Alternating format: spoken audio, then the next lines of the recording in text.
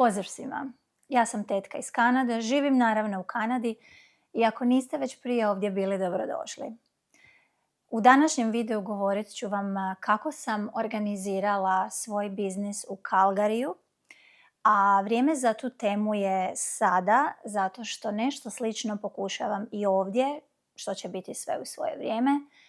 Ali ako vas zanima kako to ovdje funkcionira i kako sam se ja organizirala, svakako ostanite sa mnom.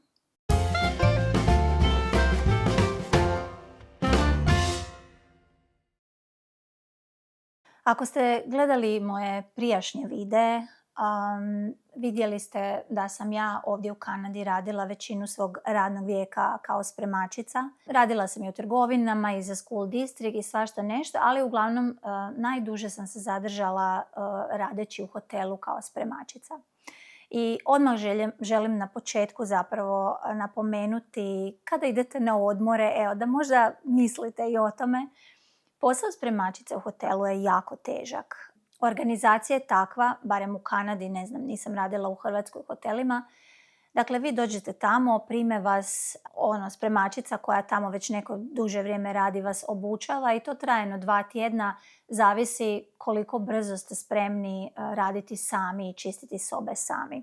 Ujutro obično kada dođete, housekeeping menadžerica, ili oni to zovu, mislim, executive housekeeping manager, zada vam zadatke dnevne, dobijete nekoliko soba. Ja sam radila prvo 4 sata pa 6 sati.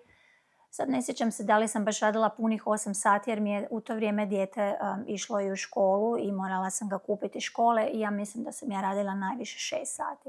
I za tih 6 sati recimo ja sam znala dobiti do 10 soba. Zavisi koliko ste uigrani, vi trebate u 45 minuta recimo, toliko je meni trebalo očistiti jednu sobu i govorimo o sobama koje su imale i kadu i tuš kabinu, king krevet ili 2 queen kreveta, onaj bar hotelski, coffee machine koji naravno sve trebate besprijekorno očistiti, na jastuku ne smije biti niti dlaka nađena jer gosti se žale na sve i svašta. I sad zavisi naravno koliko je soba prljava, u kakvom stanju su je gosti ostavili, dobijete pomoć, menadžerica vam pošalje nekoga ako vam treba pomoć i ako ne možete u nekom kraćem vremenu očistiti tu sobu jer naravno imate i puno drugih soba. Dakle, skupila sam to neko iskustvo u hotelima. Kada smo se preselili u Calgary, razmišljala sam šta ću ja raditi. Mislim, nisam bila kvalificirana za nekakve super plaćene poslove. Svoju diplomu jesam pri dolaskom u Kanadu nostrificirala, ali mislim da sam vam i prije rekla, to tako ne funkcionira. Iako sam ja nju nostrificirala, ovdje svaka provincija ima svoje zakone i recimo diploma iz Alberte ne vrijedi u BC-u, obratno ili nekim drugim provincijama, što je meni onako malo i čudno. Jedna država, druga pravila. Ali uglavnom ja nisam bila ni zainteresirana dalje tjerati to. Došla sam umorna iz hrvatske škole i apsolutno mi nije bilo u cilju raditi u školi, osim onaj kratki dio kada sam radila kao asistent u nastavi. Uglavnom, da se vratim na priču, kada sam došla u Calgary, neko vrijeme sam mozgala što ću i da bi meni na kraju zapravo muž dao jedan prijedlog, a zašto ti ne bi sama pokrenula svoj obrt, to je ovdje no-brainer. I zašto ne bi to sama? Ti to znaš, imaš, vrlo si detaljna. Ja sam inače neat freak i kada sam kod kuće bila, moja mama uvijek sam ju živcirala jer uvijek sam spremala za njima. Uglavnom volim spremat. I zapravo sam ja odlučila sama pokrenuti svoj biznis. Kako je to sve počelo? Ja sam se odlučila, naravno trebala sam se odlučiti za ime. Nisam željela pod svojim imenom jer onda ne moram rezervirati ime kao registrirati ime firme. Ja sam se odlučila za teži način. Ja sam odlučila odabrati neko drugo ime da to onako zvuči profesionalno, iako na kraju nije zvučalo profesionalno s mojim imenom. Naime, ja sam svoju firmu nazvala Mopping Around. Za neke koji znaju engleski, a i za one koji ne znaju objasnit ću. Za oni koji ne znaju na engleskom, Ja sam odabrala kao nekakvu igru riječi. Moja firma zvala se Mopping Around.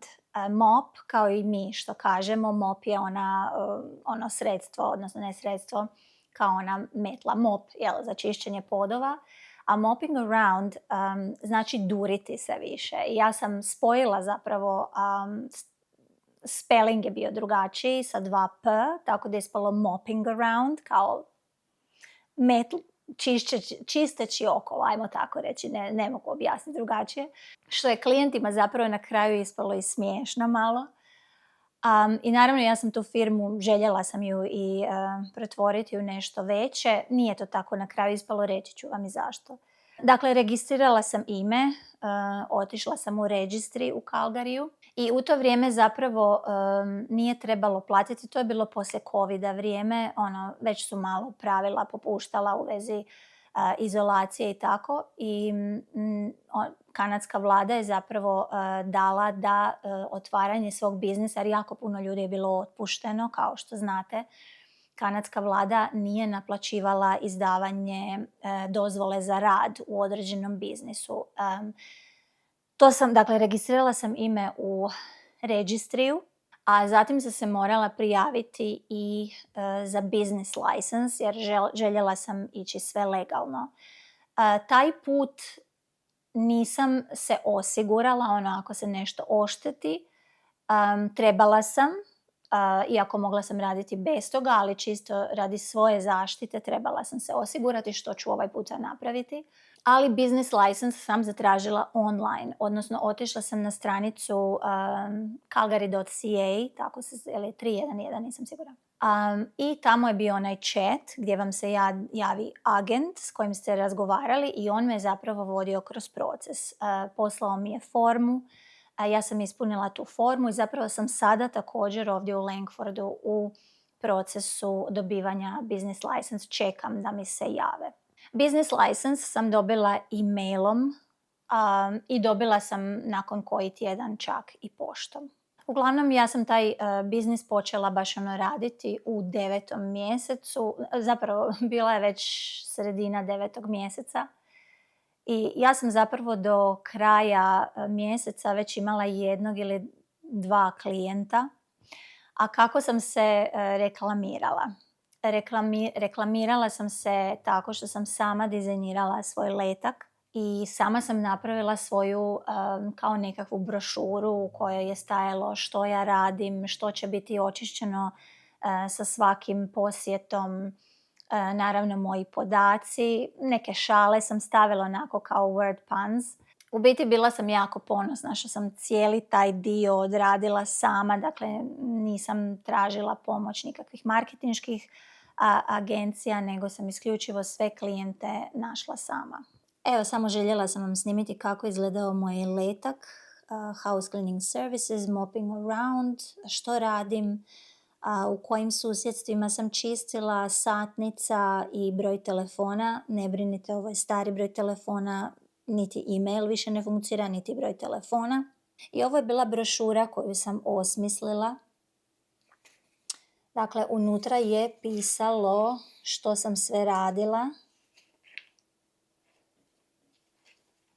po prostorijama u kući klijenata u koje sam došla. I ja sam to tako, ovo sam oglašavala negdje na javnim prostorima, a ovo sam obično ostavljala prvi puta kada sam dolazila u nečiju kuću.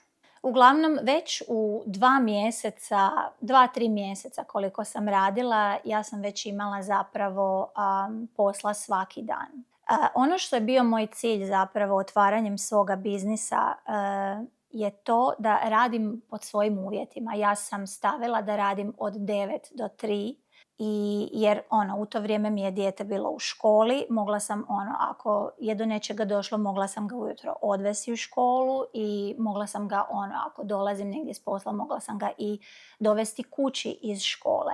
Što je on bio naravno stariji, to je sve bilo manje potrebno dovoditi ga i odvoditi u školu. Ali moje vrijeme je bilo od 9 do 3. Jedna klijentica me zamolila ako mogu doći rano ujutro, petkom u 8. I naravno ona mi je bila jedini klijent petkom i ja sam pristala.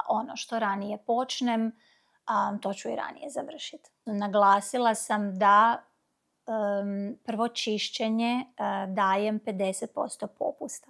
I u cijelom zapravo, taj biznis sam radila malo više od 2 godine i u cijelom tom periodu bila je samo jedna osoba koja me je tražila samo jedno čišćenje.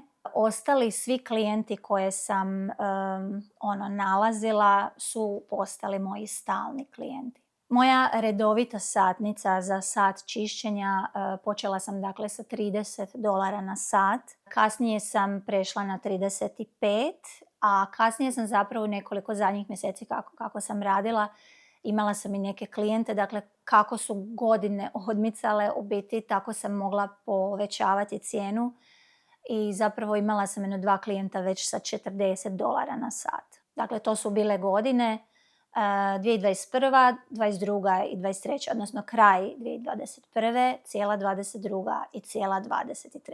I uglavnom kako je to funkcioniralo za mene. Ja sam imala, dakle oni su mene kontaktirali ili porukom ili su me nazvali. Dugoročno sam planirala i otvoriti website koji bi mi napravio muž, ali na kraju odlučila sam se i imala sam klijente. Tako da sam nisam više imala vremena za nove klijente. Tako da sam odustala od web stranice, ali imala sam e-mail na naziv firme. Imala sam sve svoje organizirane invoice, odnosno račun koji sam slala klijentima. Bila sam prilično organizirana. Svaki put kada sam išla kod klijenta, neke sam imala jednom u 2 tjedna, neke sam imala jednom mjesečno, a neke sam čak jednu gospođu sam imala svaki petak. Nakon što smo se dogovorili u kojem vremenu i kojim danom ću raditi kod njih, nakon svakog čišćenja, ja sam njima od kuće mailom poslala takozvani invoice, odnosno račun. I taj račun nije morao biti ništa službeno. Znate kako mi moramo ne znam da li su se stvari promijenile u Hrvatskoj sada, ali mi moramo u Narodnim novinama kupiti onaj blokić s računima. Digitalni računi isto moraju imati svoju formu. Uglavnom i ovdje naravno moraš imati svoju formu, što naplaćuješ, koliko si radio, ako ima onaj GST porez i šta sve ne. Ali u osnovi ja sam svoj račun osmislila sama sa svojim logom i takve račune sam im slala e-mailom. Imali su tjedan dana za platiti i moram priznati svi su redovno platili. To se kod nas zove e-transfer. Ovi koji žive u Kanadi oni znaju šta je e-transfer. Uglavnom ja njima pošaljem račun. Sa svojim imaju gore moj službeni mail koji je povezan sa mojim bankovnim računom i oni preko tog e-maila meni plate na moj račun i ja dobijem notifikaciju da je uplaćeno od toga i toga toliko i toliko. I to je funkcioniralo. Imala sam 2 klijentice koje sam morala podsjećati, na primjer, da je vrijeme plaćanja. One su uvijek čekale do zadnjeg trenutka, ali redovito su plaćale i nikome nikada nije prevario. Tako da je to sve bilo vrlo je bilo organizirano, ljudi su znali koliko trebaju platiti i toliko su plaćali. Kada sam zapravo dobila prvih par klijenata, imala sam ih, ja mislim oko 20-ak čak u jednom trenutku i neki su živjeli u kućama, neki su živjeli u stanovima i stanovi su naravno bili puno lakše i brže za očistiti, dok kuće su već trajale po 4-5 sati, što moram priznati to mi je bilo jako naporno jer radite na sat. I ja sam se uvijek trudila da naplatim onoliko koliko sam naplaćivala prvi put kada sam im došla u kuću, odnosno punu cijenu, ne bez onih 50% što sam davala kao promotivnu akciju. I moram priznati, budući da sam ja jako detaljna i ne mogu nešto, kada vidim moram to napraviti, često puta sam se jako žurila da napravim taj posao i 4 sata i 5 čak da ni ne sjedneš nego samo radiš. To zna biti jako naporno jer nije samo da ti čistiš i brišeš prašinu, dakle ti moraš, ja sam nosila svoje stvari, nosila sam svoj usisavač, što je sve prilično teško, kuće su imale stepenice i često puta gore dolje. I ovaj puta moram priznati da ću organizirati posao malo drugačije, ali o tom ću vam pričati u drugom videu kada se to sve dogodi. I da, počela sam pričati zapravo nakon što sam našla prvih par klijenata. Već je riječ nekako o meni kolala okolo, tako da sam preko tih ljudi koje sam već imala i poznavala i čistila im kuće ili stanove, dolazili su i drugi ljudi. Tako da sam zapravo završila, čistila sam jedan stan kod jedne gospođe starije. Ona je imala nekih čak blizu 80 godina i živjela je u zgradi u kojoj žive samo ljudi 55+. Uglavnom, ona je proširila riječ o meni. Ja sam na kraju u toj zgradi završila sa 8 klijenata. Dakle, to su sve bili stariji ljudi. Da bi mene zapravo predsjednica kondo borda te zgrade upitala bi li ja željela spremati čak i njihov gostinski stan, odnosno te zgrade su imale kao gostinski stan za ljude koji su dolazili u posjet svojoj rodbini tamo, dakle bakama, djedama, i tamo taj stan je bio prazan. Kada su ljudi dolazili u taj stan, trebalo je naravno očistiti nakon što oni odu. I ja sam pristala na to, tako da sam ja zapravo dobila, mogla sam taj stan čistiti kada je meni odgovaralo, dakle nije bilo određenog termina. Ja sam dobila ključeve te zgrade. Tako da sam ja u tu zgradu mogla ulaziti. Ja sam svejedno zvonila svojim klijentima da znaju da sam došla. Ali kada sam išla specifično taj stan čistiti, imala sam svoje ključeve od te zgrade. Ono što, možda sam to već i prije rekla, ono što je ovdje zanimljivo, recimo kada komunicirate sa bilo kojim biznisom i morate zakazati određeni datum, nekakav appointment, oni vas redovito podsjećaju na taj appointment. Na primjer, naručeni ste kod zubara ili čišćenje kuće, ili kada vam dolaze nekakvi majstori, mislim da sam to već prije rekla, oni će vas nazvati dan, možda čak i 2 prije, i nazvat će vas pola sata prije nego što dođu kod vas. I ja sam nastojala provoditi tu praksu, iako klijenti su redovito znali kada ja njima dolazim jer je bio određeni dan u pitanju. Ali ja sam za svaki slučaj njih podsjetila 24 sata prije da sutra dan dolazim kod njih čistiti. Oni su stavili thumbs up ili su rekli u redu, vidimo se, i ja sam se pojavila sutradan. Ono što je zapravo meni zapravo i laskalo mi je, a i kada puštate nekoga u kuću, naravno to je velika odgovornost i za mene kao za spremačicu, i naravno moram steći povjerenje tih ljudi. I ono što je meni zapravo bilo super, ti ljudi su stvarno meni vjerovali. Ja sam imala šifre njihovih kuća, ja sam imala ključevi gdje se nalaze, oni su mi redovito rekli, neki su bili kod kuće kad sam čistila, neki nisu. Jedna čak klijentica oni su bili Grci porijeklom, išli su mjesec dana u Grčku i oni su meni dali šifru svoje kuće i ja sam ušla u kuću bez problema. Tako da, kao što sam rekla, sve je onako funkcioniralo na jedan lijep način, puni poštovanja, povjerenja. Kada sam spomenula uvjete na početku ovog videa, osim satnice da sam ja radila od 9 do 3, ja sam si postavila i uvjet da, naravno, Calgary je velik grad, ja nisam mogla ići po cijelom gradu, niti sam vozila po cijelom gradu. I ja sam si odredila jedan onako kao kvadrant u kojem sam ja radila u našem susjedstvu i u nekoliko tih okolnih susjedstva gdje bih mogla stići u okviru nekih 20 minuta. Naravno, kada je bila zima, to je nekada bilo i do pola sata, ali sam gledala da ne trošim jako puno vremena na vožnje, na boravak u prometu, jer rekla sam to se ne isplati. Ako ćeš ti biti u prometu 45 minuta do sat vremena, a vjerujte mi, s jednog kraja grada do nekih drugih krajeva grada nekad vam i treba toliko. ja sam rekla da to ne želim. Naravno, bilo je cleaning companies koji su išli posvuda po gradu.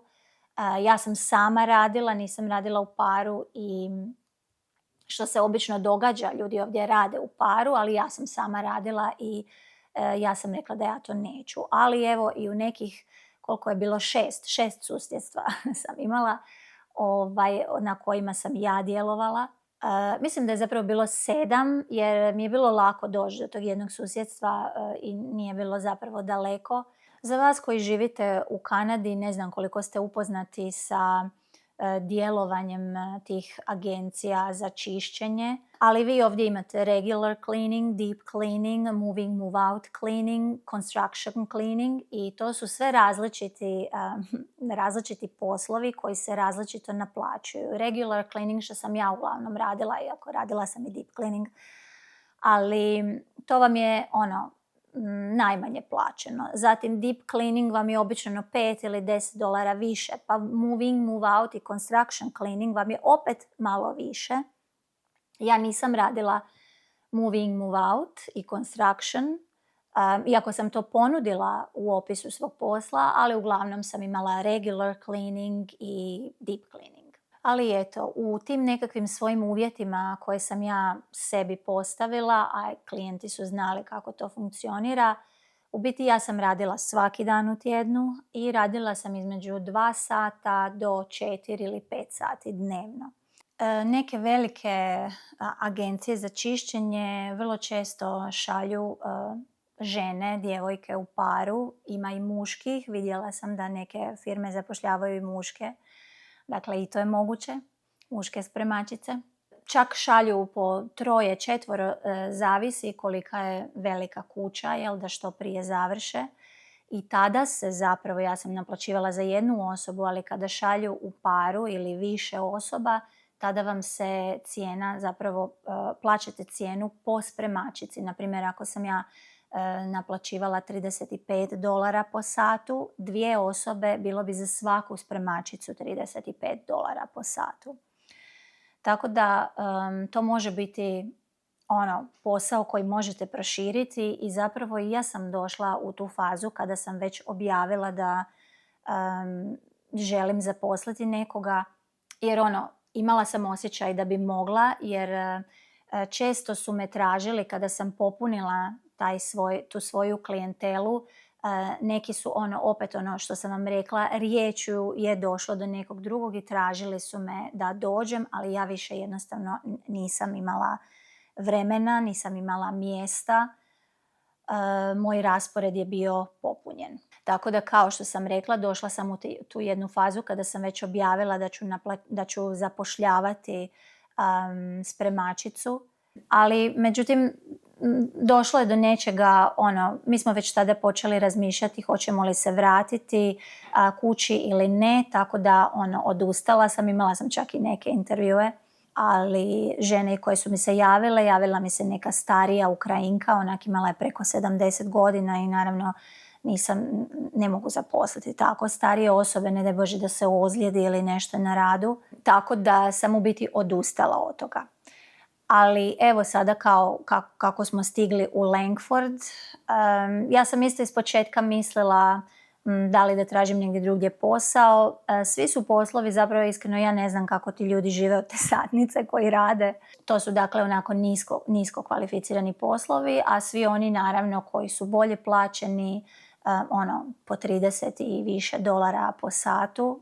Ja zato nisam kvalificirana i sad mogla bi se ja kvalificirati, otići na nekakav tečaj, dobiti te nekakve certifikate, ali da vam budem iskrena, meni je ljepše raditi za sebe jer ja ovaj svoj posao mogu, što se kaže, skalirati. Ja opet mogu razmisliti kada mi se posao razmaše, ja opet mogu razmisliti o zapošljavanju nekoga. I tako, uglavnom pratila sam jednu Ukrajinku ona je zapravo u Americi, došla još kao tinejdžerka i njezin engleski je super, ali ona živi ovdje, odnosno u Calgaryju, ima svoju obitelj. Ona je od naplaćivanja $15 na sat, ona trenutno ima oko 12 svojih zaposlenica. Ono čime se ona razlikuje od ostalih je što ona nudi eko čišćenje, dakle non-toxic. i čak ima svoje proizvode koje je razvila. Ona svoje spremačice vodi na seminare, ona usavršava ih u pogledu kako čistiti koje površine, kako čistiti koje sanitarije i tako. I njezine čišćenja, dakle, koliko sam pročitala na njenoj stranici, su prilično skupa. Ona naplaćuje, ja mislim, čak $60 po satu, to je za regular cleaning, po spremačici, a njene spremačice obično idu po 2-3 čistiti ogromne kuće. Ona radi post construction, što može trajati satima, i mislim da je na svojoj web stranici čak objavila da su neka njezina čišćenja koja traju čak i po 2 dana, recimo tako, post construction, da su išla i preko $1000 koliko je naplatila. Dakle, super je u ovom poslu što se, eto, kao što sam rekla, može skalirati i ako se razmaše, vi možete zaposliti i dovesti to na jednu vrlo respektabilnu razinu, što i ja bi naravno u budućnosti voljela. I ono što je zanimljivo, ako se vi ne želite time baviti, a imate uhodan posao, taj posao se može prodati. To je nešto što je meni žao zapravo što nisam napravila kada sam ostavljala svoj obrt, jer što nisam možda ponudila nekome, jer ima ljudi koji, pogotovo tako neki newcomeri koji se žele baviti nečim svojim. Dakle, ako ponudite već uhodani posao, to kao kad na moru vidite nekakve turističke objekte, koji kažu uhodan, turistički biznis, tako možete i tu, pa tako i ove poslove sa spremanjem. Tako da ja sada radim i ovdje u Langfordu da pokrenem nešto tako. Stvaram svoje uvjete ovdje, naravno sada je i drugo vrijeme i mogu više naplatiti. I kao što sam rekla negdje u ovom videu, malo ću drugačije si organizirati posao i kada dođe vrijeme za to, sve ću vam naravno snimiti. Trenutno sam u procesu čekanja business license koja se plaća $100 i kada ju dobijem onda to platim. Registrirala sam ime i o tom ću vam reći sve u svoje vrijeme. I napravit ću osiguranje i onda se mogu, odnosno platit ću osiguranje i onda se mogu početi reklamirati. Evo, svakako mi komentirajte što vi mislite o otvaranju svog obrta. Jeste li možda vi koji živite negdje vani pokušali s nečim takvim ili nečim drugim? Pričajte mi kako to funkcionira. I da, još jedna stvar koju sam zapravo zaboravila spomenuti. Dakle, ja sam od svoje plaće ovdje odvajala mjesečno 20 do 25% za porez. Dakle, ja nisam porez plaćala odmah, nego to se čeka na kraju tog jednog vremenskog perioda. I moj muž kaže, on je vodio moje financije, on se više razumije u to, ali na kraju, dakle, kada platite porez, mi smo odvajali čak i više od toga nego što smo trebali i onda vama računovođa izračuna koliko zapravo trebate platiti. Ako ste preplatili, oni vam ostatak vrate. Eto, tako da ako vas bilo što u vezi toga zanima, svakako komentirajte, lajkajte, subscribeajte se i zanima me vaše mišljenje. Kao što sam rekla, ako imate nekakav svoj biznis, svakako pišite o tome, jer i mene zanima kako stvari funkcioniraju i naravno ne znam uvijek sve, ali volim čuti kako ljudi uspijevaju preživjeti u ovoj našoj Kanadi. Ja sam Tetka iz Kanade i gledamo se u četvrtak. Pozdrav!